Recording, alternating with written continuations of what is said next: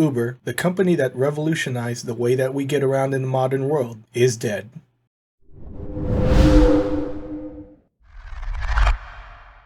Unless you've been living underneath a rock, you'd know that the pandemic has destroyed a lot of companies, big and small. Whether they're going to be able to recover from this remains to be seen. However, it doesn't look like Uber isn't going to make it through this unscathed. Let's take a look at how this recent pandemic is forcing the company to evolve in order to stay alive. I know it's been a while since I've made consistent videos. I have been a little bit busy. Despite the fact that I have an increased workload because of what's going on, it doesn't mean that I've turned a blind eye to what's going on in the gig economy. Without these jobs, I honestly wouldn't have made it through some very difficult times. And I think that real information and real knowledge is worthy of being passed on. Let's take a look at what Uber is doing. I will leave a link down below so that you can go ahead and follow along. This pandemic has crippled the gig economy, but while ride sharing has plummeted in the wake of national lockdowns, Uber has found a novel way to adapt to our brave new world.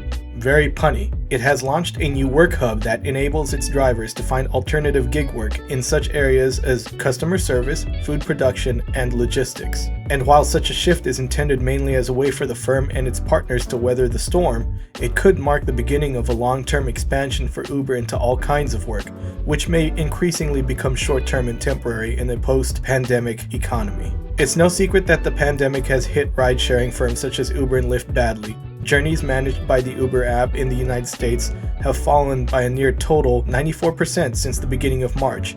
Meanwhile, Uber's share price fell by around 64% between February 12 and March 18, while Lyft's dropped by 70% across the same time span. Now, to be fair, it has been hard for all companies within the US. No one is really making a huge profit right now, unless you're in Microsoft. In other words, despite reassurances that Uber has enough cash to survive a recession, it and other car-sharing firms are in for a very tough ride. Hence the need to expand into other areas, which Uber is doing with yesterday's launch of its Work Hub. Through the Work Hub, Uber drivers can connect with 3 other Uber platforms: Uber Eats for food deliveries, Uber Freight for trucking, and Uber Works for blue-collar temp shifts.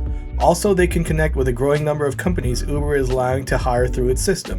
These companies include McDonald's, PepsiCo, UPS, 7-Eleven, Albertsons, Dollar Tree, FedEx, Hertz, Land O'Lakes, and Walgreens. Now let's pause this article right here. It looks like Uber is definitely going to take a slice from all these companies that used to hire people out for temp work. These temp agencies, if they manage to even survive this pandemic, are really not going to compete with a behemoth like Uber. Especially if Uber can secure the market right now, they're probably going to be one of the only big companies left standing. Because now, instead of all these different companies requiring background checks, drug tests, and whatnot, you can get that done for Uber. And then they can start sending out their own workers through the app. Let's continue with the article. From ride sharing to labor sharing, by expanding into such areas as retail, groceries, restaurants, food production, and pharmaceuticals, Uber is becoming more than just a ride sharing app or a company that connects drivers with people who want drivers.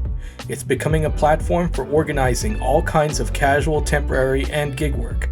And by extension, it's becoming a platform for transforming work in general, for making work more casual and temporary, and for making labor more flexible.